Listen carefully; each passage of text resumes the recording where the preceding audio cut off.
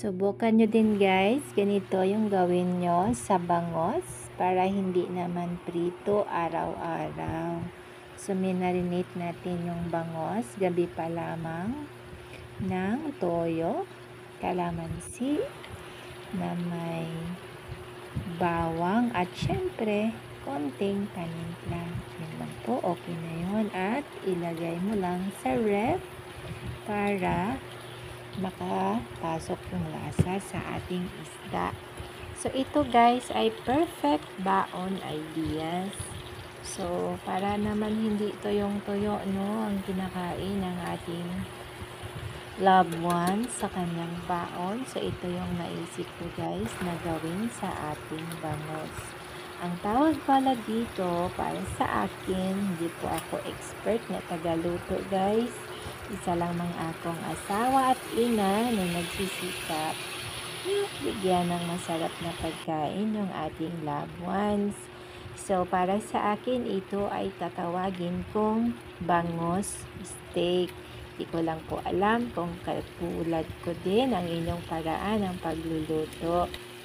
Kanina, sa umpisa ng ating video, nakita nyo po yung sibuyas. Kasi po, yun ako po yung ginisa sa mantika. At ngayon, ilalagay natin siya dahil luto na yung ating bangus. Ito po talaga yung pampaaroma kapag steak yung ating lulutuin. Alam po ng lahat yan. So, saglit lang po ito. Easy cooking lang po ang ating recipe at perfect sa madali ang luto. Ang bangus po pala natin ay filet na po yan. Wala na po siyang tinik kasi nga alam natin na pag bangus, marami talagang tinik. So, yan po guys. Hiniwa-hiwa ko lang talaga siya ng saktong-sakto sa lagayan ng baonan, no? Kasi nga po, baon ang ating gagawin. At for sure guys, sarap na sarap ang kakain nito. So, yan guys. So, dahil baon siya, ready na. At siguradong swak yan sa panlasa at hindi siya mapanis kahit abutin pa ng hapon. Sabi mo, lasa.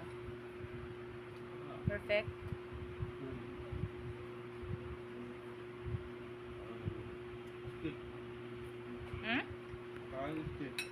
Bangus steak talaga yan. Kaya pala may kamati, may sibuyas, no? So, yan guys. Thank you for watching.